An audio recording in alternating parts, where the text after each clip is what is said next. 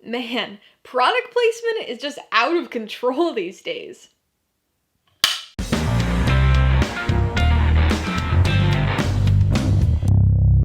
Hey everybody, welcome to Mainely Movies. As part of my coverage of the 2022 Toronto International Film Festival, today I'm going to be talking about the 2022 Apple TV Plus war comedy drama, The Greatest Beer Run Ever.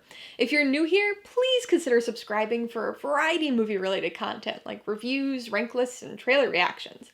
All my reviews include a breakdown of the pros and cons, my rating, and some tailored film recommendations, so be sure to watch through to the end of this video for all that extra content. The Greatest Beer Run Ever stars Zac Efron, Russell Crowe, and Bill Murray, and was directed by Peter Farrelly. Based on true events, it tells the story of Chicky Donahue, played by Zac Efron, who sneaks into Vietnam at the height of the war to deliver beer to his friends. With a name like The Greatest Beer Run Ever, it would be easy to offhandedly dismiss this film as a throwaway comedy without even looking at it. And then, even if you got as far as reading the logline, with a premise like this film has, it'd still be just as easy to dismiss it. Definitely seemed like an odd film to premiere at TIFF, but I guess they don't call it the People's Festival for nothing.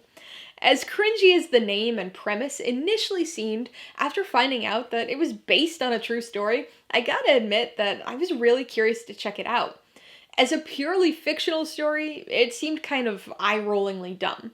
But as a ridiculous and unbelievable true story, still dumb, but really intriguing. Just like with the PBR at the heart of the story, the first sip of this film is a bit hard to get down. It does a decent job of establishing Chicky as an aimless, pro-war 20-something-year-old known for never following through on anything, but everything else about the first act is rough. All of the New York City sequences in this film feel like they're pulled from a parody of an after-school special. It's overly sincere, full of extremely awkward dialogue, stilted line delivery, and zero chemistry or ease between any of the actors. Combine that with the rushed, ridiculous half-baked plan formulation and a six-pack of overly convenient plot coincidences, and it'd be understandable if you were thinking that this film had skunked. But after a few more sips, it doesn't seem as bad anymore. Maybe not great, but certainly drinkable. Or watchable. Once Chicky makes it to Vietnam, the film starts to find its footing. There are still some silly plot conveniences, and the beer run itself is played a little unbelievably lighthearted at first, but we start to see a transition, in both tone and the character of Chicky. By the halfway point, the harder-hitting emotions start to creep in. This is no longer just a fun adventure, for us or for Chicky. There are some consequences.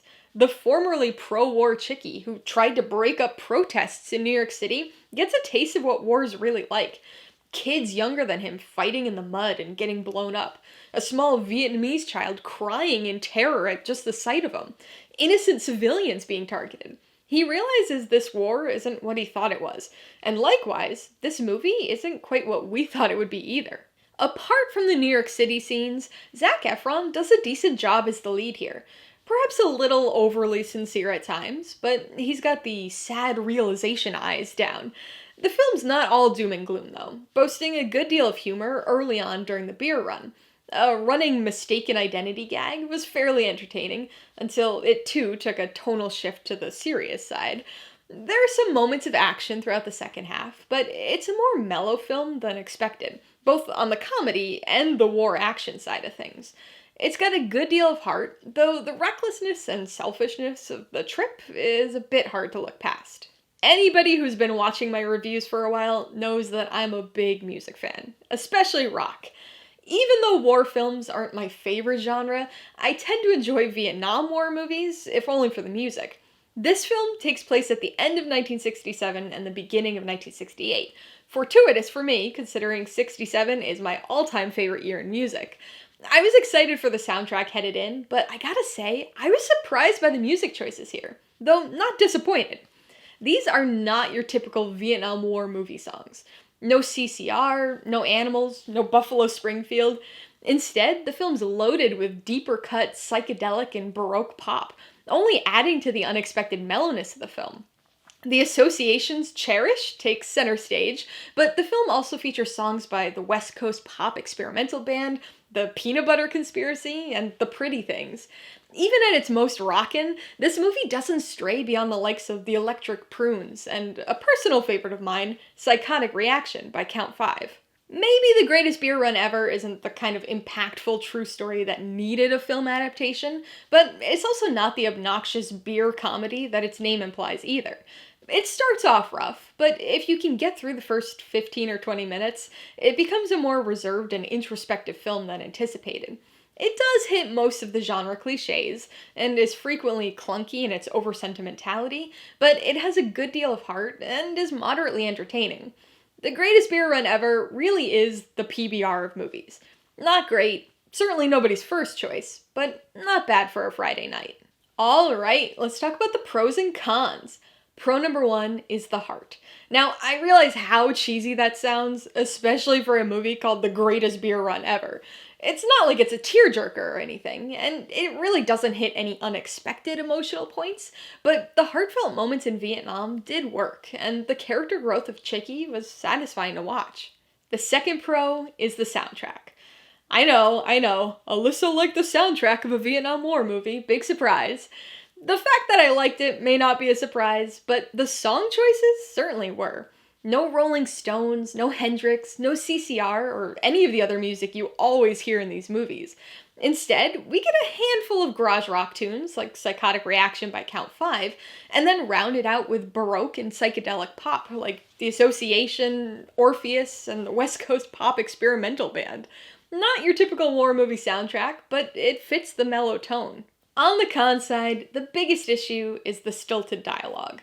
The Vietnam sequences were alright, but every New York City conversation just felt so unnatural and awkward. There was no chemistry, no charm, just heavy-handed writing and uninspired, bored line readings. This was a big issue at the beginning of the movie, which certainly didn't help inspire much confidence in the rest of the film, but luckily it improves through the midsection. Unfortunately, this awkward, overly sincere, stilted quality comes back at the very end during the closing New York City sequence. Before I give you my rating and recommendations, I want to remind you that if you're interested in buying any of the films I mentioned today, I do have affiliate links for all of them in the description below. I get a small commission from anything you buy using one of my links, so I'd really appreciate it if you'd use them if you're in the market for any of these movies. I'm gonna give The Greatest Beer Run Ever 3 out of 5 paws. It's a weird story that sounds completely made up, but is actually based on true events. It starts and ends pretty shakily, but succeeds in entertaining and delivering on the heart and mostly predictable sentiments through its midsection. I would recommend The Greatest Beer Run Ever to people looking for a mildly entertaining, based on a true story comedy drama. It's not going to win any awards, and probably isn't going to be anybody's favorite movie, but it's about as entertaining as you'd expect based on the name, and a little bit more emotionally compelling. If you liked The Greatest Beer Run Ever, I would recommend Green Book. This was Peter Farrelly's last film, and is another based on a true story comedy drama that actually won Best Picture at the Oscars. The performances and story are a bit better overall, and it balances its tone more successfully. If you're interested in another Vietnam War movie based on a wild but true story, you might want to watch Operation Dumbo Drop. This is a Disney live-action film from the mid-90s that tells the story of a logistically challenging pachyderm delivery. And if you're interested in another movie about a crazy beer delivery scheme, you should check out Smokey and the Bandit. This is a 70s road comedy that features Burt Reynolds and Jerry Reed as bootleggers trying to illegally transport Coors to Atlanta. Alright, a couple questions for you guys. Number 1, have you seen The Greatest Beer Run Ever? If so, what'd you think of it? And number 2, what's your favorite movie about beer? Be sure to leave your answers in the comments below so we can get a discussion going. Alright, so if you got some enjoyment, insight, or information on this review, I'd appreciate it if you'd hit that like button. And if you haven't done so already, please hit subscribe if you're at it to see more videos like this. Till next time, this has been Alyssa with Mainly Movies. The way life should be.